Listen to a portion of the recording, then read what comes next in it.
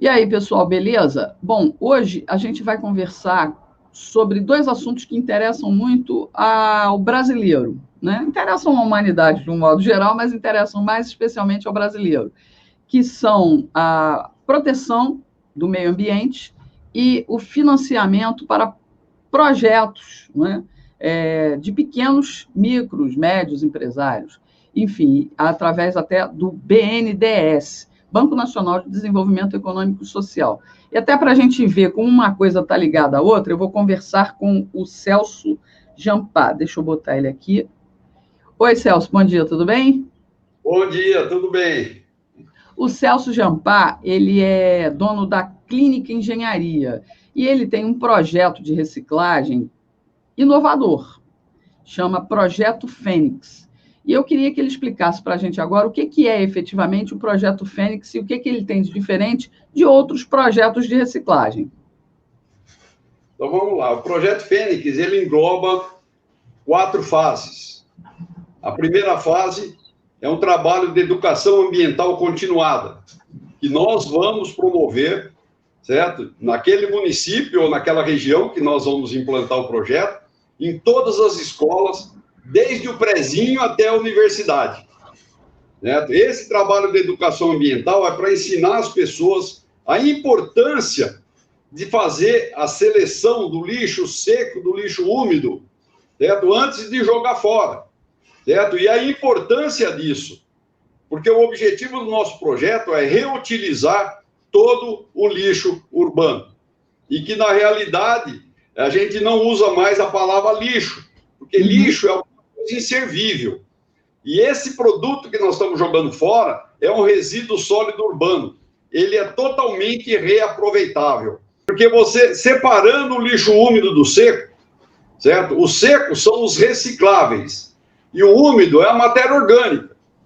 Certo? Nessa matéria orgânica vem resto de comida, pó de café, poda de árvore, certo? Sabugo de milho, palha de milho, o que tiver sobrando, que é orgânico, ele vem nessa fase, certo?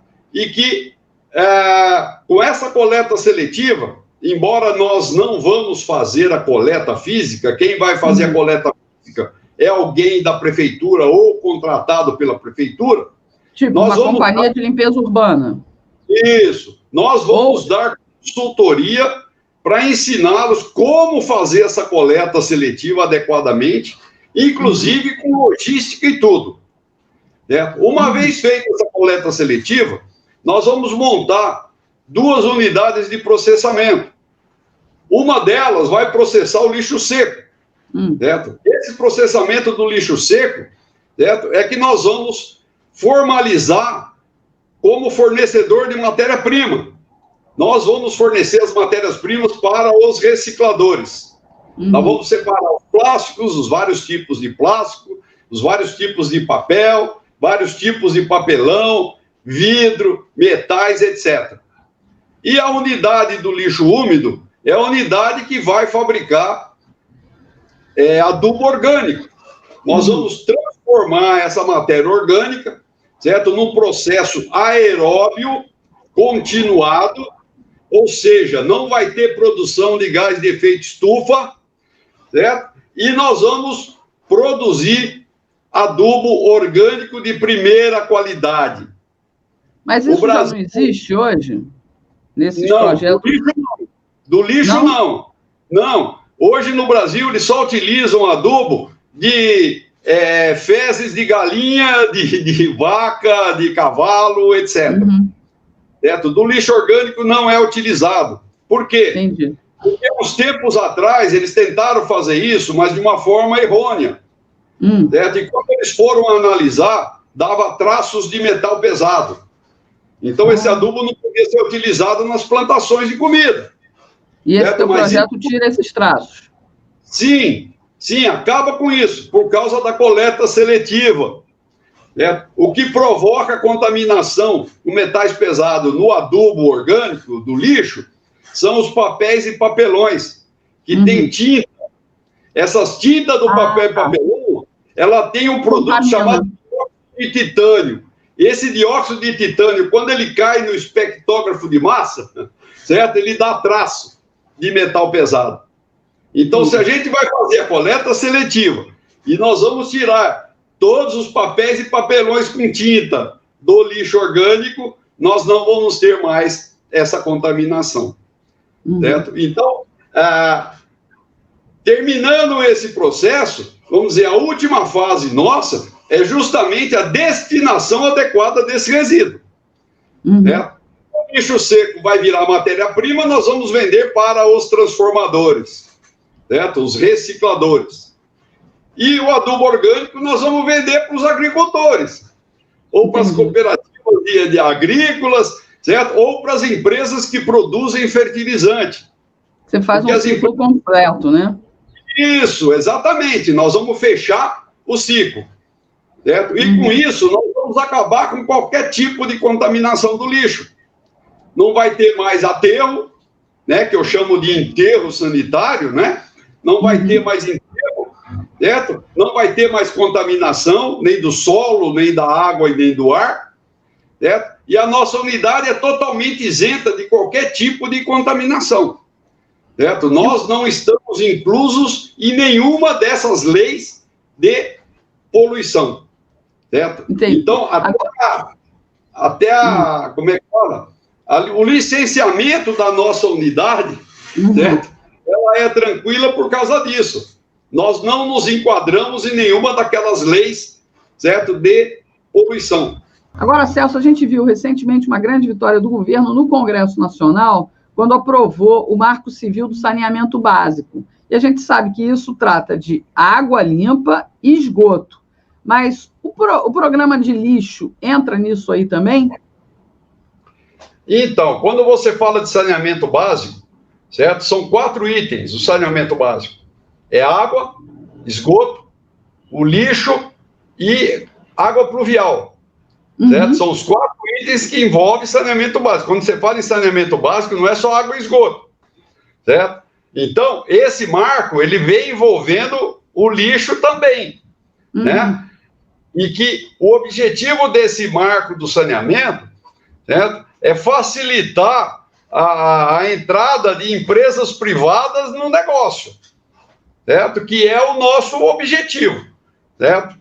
Nós sermos uma empresa privada cuidando do lixo urbano, certo? Então, esse marco tem tudo a ver com o nosso projeto, certo? Inclusive, fazer um comentário que eu achei um absurdo, que teve 18 senadores que votaram contra o marco de saneamento.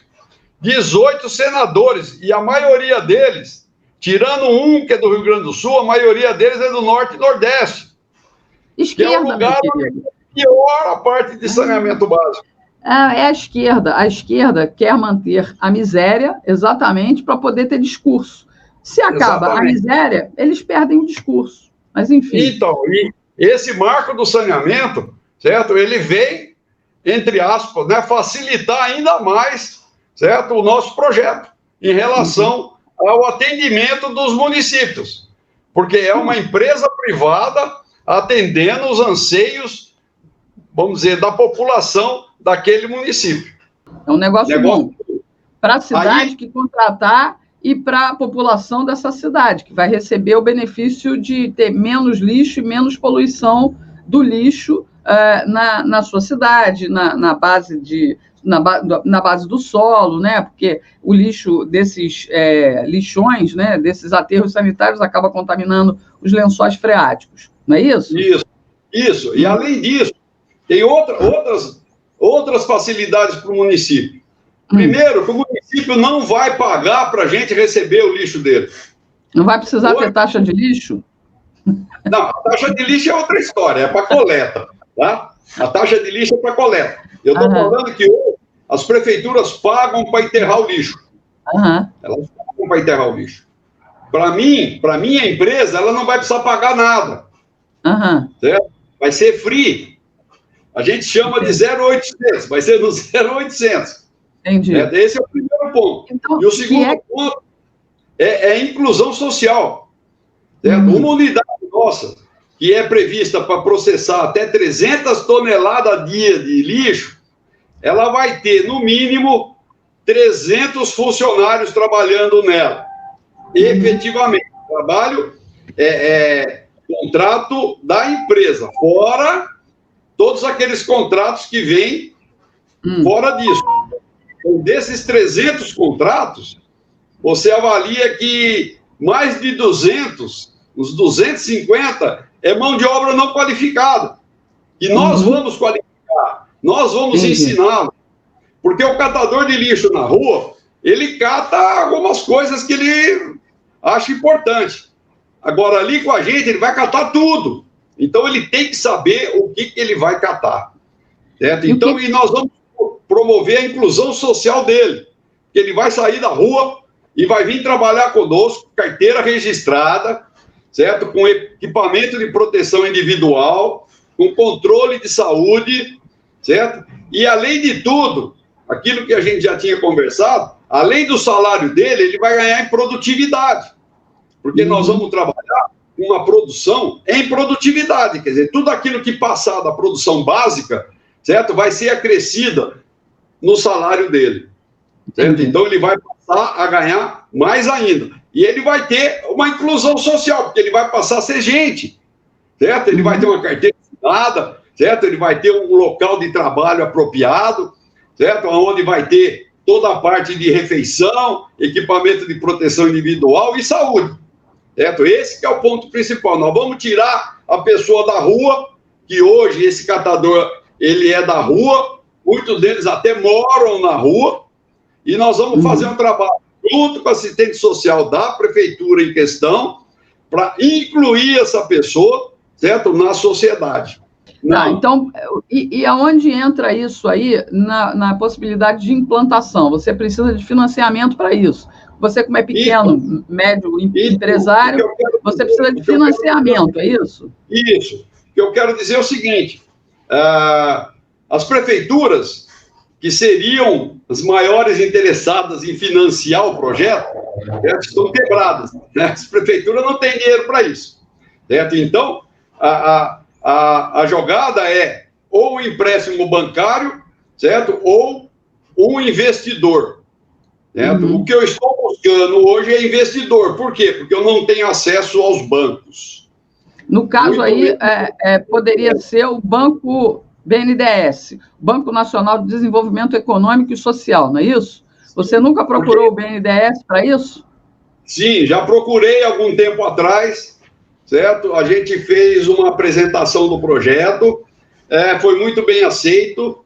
Eu fui chamado... Foi nessa gestão do presidente Bolsonaro? Eu estou falando em 2007. Ah, tá, gestão do PT, do governo federal. Certo? Tá. E a gente fez uma apresentação do projeto, mandei o projeto para eles, eu fiz um plano de negócios, foi entregue para eles, o plano de negócio foi aceito, a gerente que estava me recebendo gostou do projeto e encaminhou o projeto para a liberação da verba. Certo? Quando o gerente comercial que ia liberar a verba me ligou, ele simplesmente me disse, olha, o seu projeto foi aprovado, mas não podemos liberar o dinheiro, porque o valor do seu contrato social é muito baixo. Então, nós não vamos liberar o dinheiro por causa disso. Entendi. Eu tentei até dialogar com ele, falei, peraí, mas o valor do contrato social não era uma condição para a liberação do dinheiro, e sim os outros compromissos, né? A garantia bancária, etc.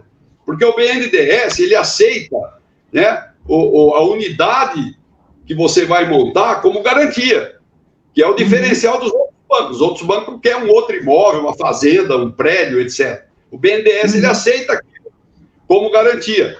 Mas, Celso, naquela época, existia a aposta nos campeões nacionais, né? A gente sabe que o governo do PT priorizou usar os recursos do BNDES, Banco Nacional de Desenvolvimento Econômico e Social, para formar os campeões nacionais. E a gente sabe que se conversasse um pouquinho aqui, um pouquinho acolá, talvez você tivesse conseguido esse financiamento. Então, deixa eu dizer uma coisa para você. Primeiro, a minha ingenuidade, certo? Não me permitiu a isso, porque como o banco faz propaganda na televisão, tem aqui dinheiro, tinha o recurso do PAC, né, que era o mote, né, do presidente na época, Então, tinha muito Programa de aceleração do crescimento. Do crescimento. Crescimento sem riqueza. Então, crescimento da riqueza de poucos.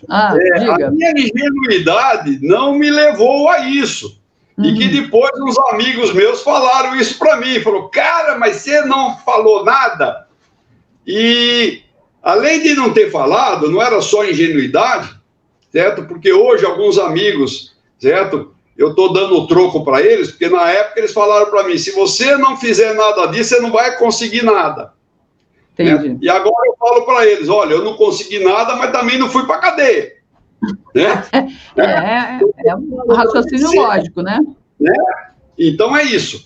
Então, na realidade, depois dessa, eu desisti do Banco Nacional de Desenvolvimento Econômico e Social. Embora muitas pessoas chegaram para mim e disseram, Jampar, eu consigo qualquer coisa dentro do BNDES.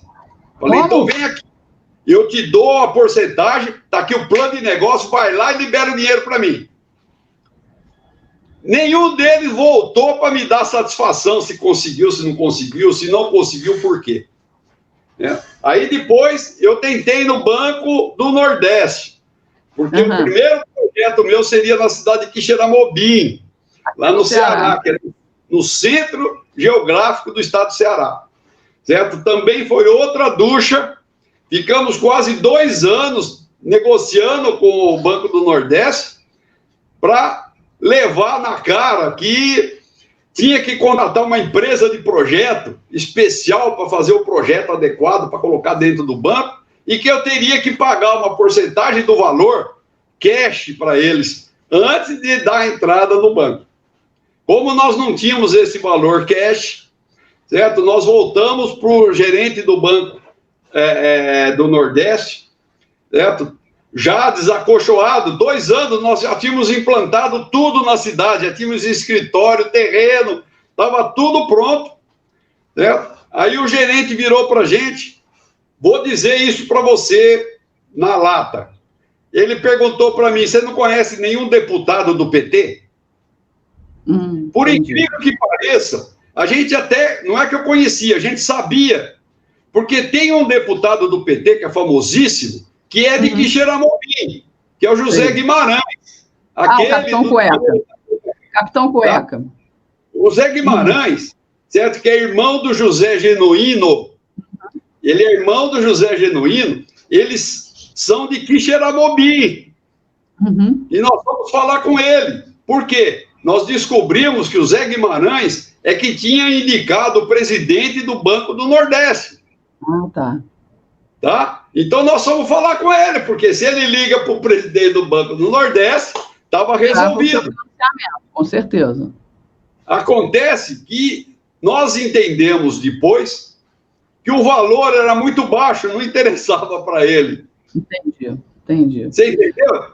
Entendi. Então, nós perdemos tudo que nós tínhamos feito na cidade de Quixeramobim, larguei tudo lá e vim embora, né? A gente costuma dizer botar a viola no saco e vir embora, né? E a partir daí, nós desistimos de banco, nós estamos tentando conseguir investidores nacionais. Mas é importante que você, que a gente está ouvindo aqui de você, eu também tenho ouvido, inclusive, de pequenos. Eu tenho amigos que já fiz aqui através da internet e outros amigos que eu conheço pessoalmente aqui do Ceará e do sul do país, e está todo mundo meio que enfrentando o mesmo tipo de problema, o Jampar. Por quê? Porque o presidente Bolsonaro sancionou diversas linhas de crédito através do próprio BNDES, que hoje é presidido pelo Roberto Campos Neto, né? As linhas de crédito, em princípio, estão lá disponíveis, mas os bancos, que são os agentes finais, que devem oferecer essa linha de crédito para o pequeno, para o médio empresário, e até para o grande, se for o caso, né? Através do BNDES, não estão fazendo, estão boicotando. E seria muito importante que o próprio presidente do BNDES e o presidente da República, o Jair Bolsonaro, soubesse desse boicote, porque eu conheço gente que tem confeitaria, que está querendo financiamento, mas o banco diz que não pode fazer através do BNDES, só faz se for através da própria linha de crédito. pequena empresária aqui no Ceará, a mesma coisa. Estão com uma dificuldade tremenda. E a gente não vai superar essa crise, principalmente causada por uma pandemia programada, né? Programada, inclusive, para acabar somente depois que o presidente Jair Bolsonaro sair da presidência.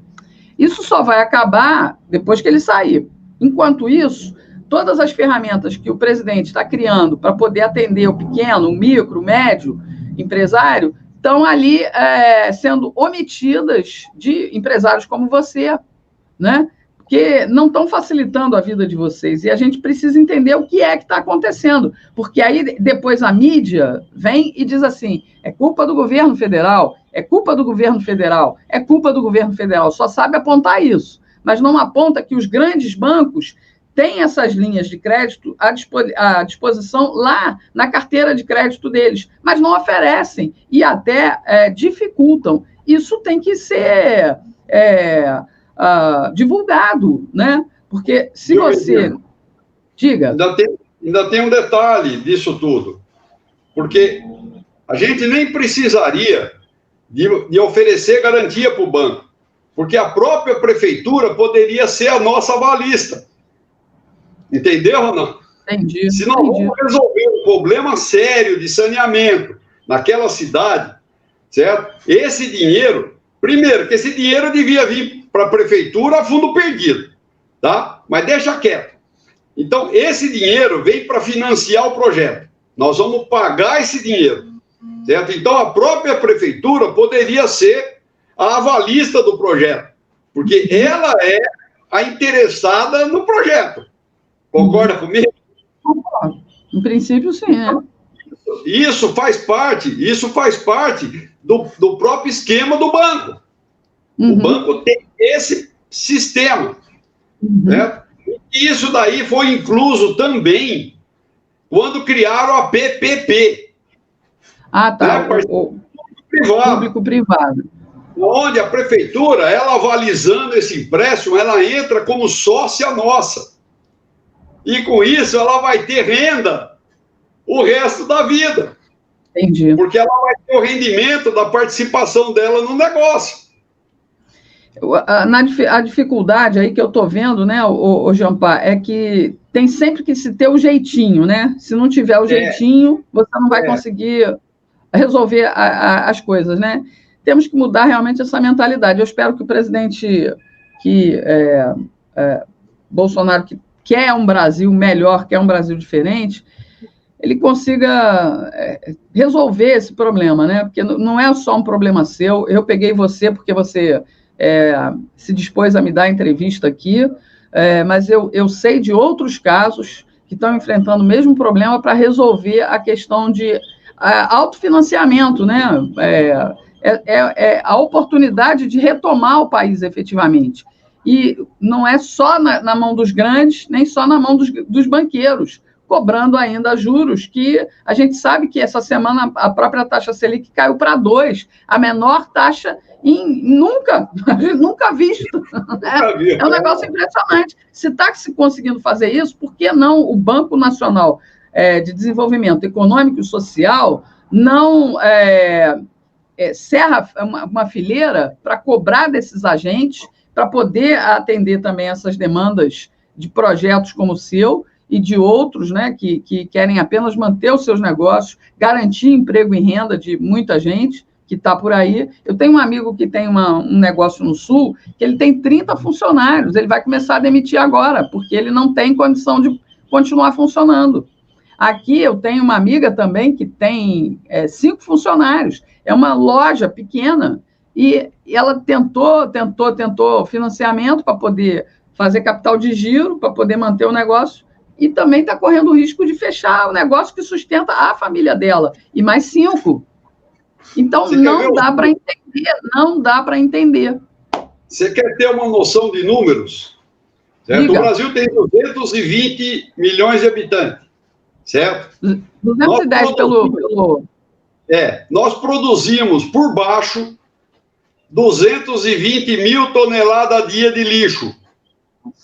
220 mil toneladas a dia de lixo. Se nós dividirmos isso em lixo seco e úmido, certo? como meio a meio, nós temos 110 mil toneladas de lixo úmido e 110 mil toneladas de lixo seco. Nós estamos deixando de produzir 110 mil toneladas de adubo orgânico para comprar o fertilizante químico importado. Importado. Certo? Então, esse é o primeiro ponto. Segundo ponto, das 110 mil toneladas dia de material seco, certo? Metade é papel e papelão. Então, nós estamos enterrando mais de 50 mil toneladas dia de papel e papelão. Quantas árvores, quanto de energia e quanto de água isso custa para a nossa economia, certo? São 50 mil toneladas de papel e papelão que está sendo jogado fora. Porque esses catadores de rua das cooperativas de catação, eles não catam nem 5% do lixo produzido. E que é muito pouco. É riqueza desperdiçada, cara. Eles ajudam, mas é muito pouco. Certo? E eles fazem isso a título de sobrevivência. Muitos catam os recicláveis a título de sobrevivência. E muitos catam o reciclado para tomar cachaça e comprar droga. Certo? E ninguém controla isso. Certo? Então, o que nós estamos querendo promover, primeiro, reutilização de todo esse material que está sendo jogado fora. Acabar com os lixões e aterro sanitário, que é um absurdo. Certo? Porque a turma acha que vai jogar as coisas no aterro, vai enterrar bonitinho, e aquilo lá vai desaparecer. E é mentira. Certo? Esse lixo que está sendo enterrado lá, ele vai ser lixo a vida inteira. Certo? Eu quero lembrar. 50 mil anos vira petróleo, né? Isso, então, eu quero lembrar daqui a 50 mil anos. Então, o plástico é um carboneto, certo? Que vem do petróleo. Ele não vai se degradar ali, ele vai continuar sendo um carboneto e vai ficar ali a vida inteira. Daqui a alguns milhões de anos, né, com a pressão e tudo mais, quem sabe ele vira petróleo de novo, certo? Mas aquele local onde estão enterrando o lixo, que eles chamam de aterro sanitário, que é um absurdo, porque de aterro ele não tem nada e de sanitário muito menos, certo? Aquilo ali vai ficar ali o resto da vida. E outra, o aterro sanitário que eles estão fazendo, ele tem data de validade, vai chegar no momento que acabou, tem que fazer outro. E vai chegar um tempo que nós vamos ter tanto aterro que não vai ter lugar para fazer aterro. Não, porque... E hoje muitas cidades já recusam ter aterro.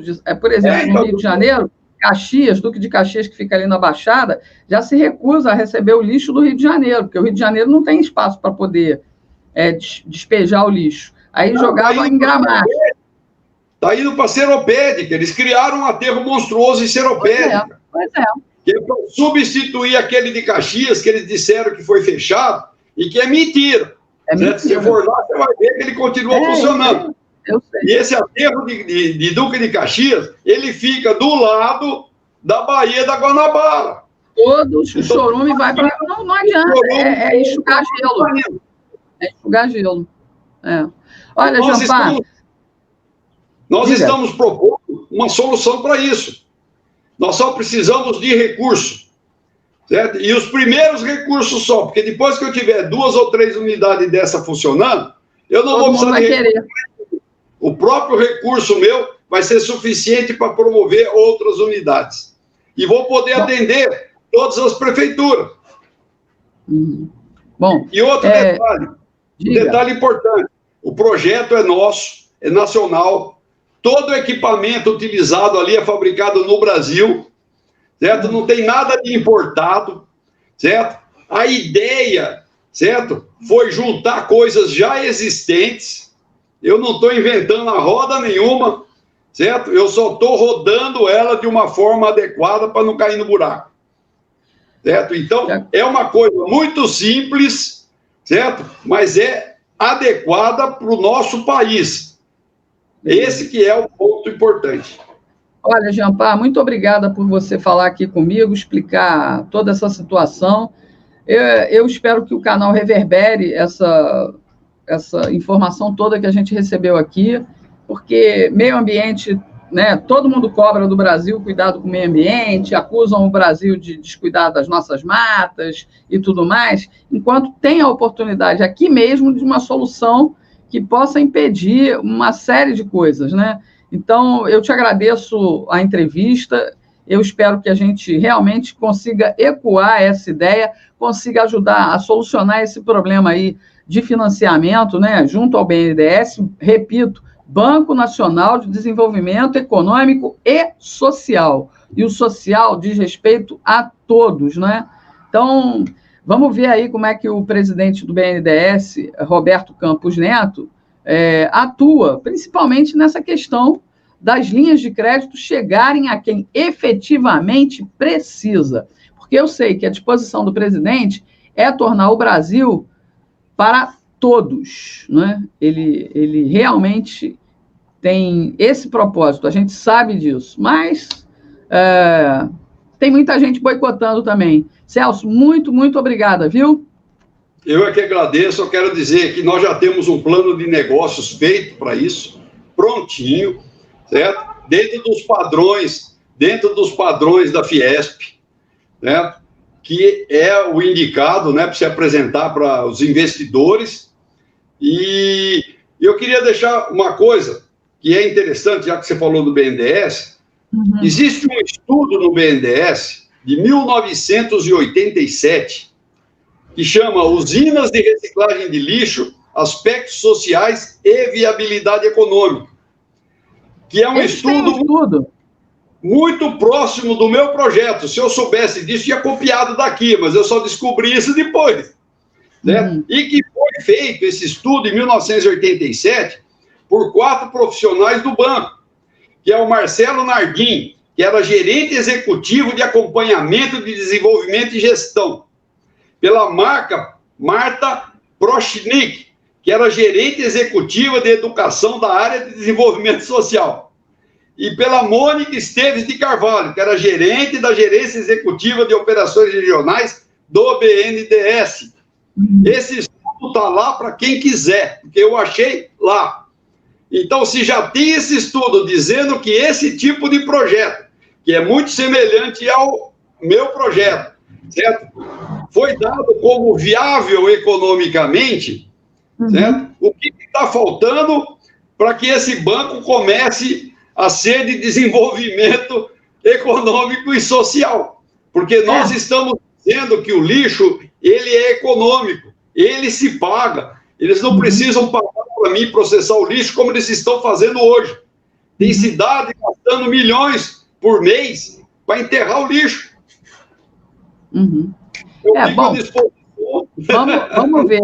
Eu te agradeço muito, o canal está aqui à sua disposição, tá bom? Um abraço grande e até a próxima, pessoal. Se você quiser discutir também sobre as matas, florestas, etc., é um outro assunto que nós podemos falar também. Tá bom, meu querido. A gente volta numa próxima oportunidade. Obrigado pela oportunidade. Tá bom, meu querido. Muito obrigada, viu? Um abraço aí.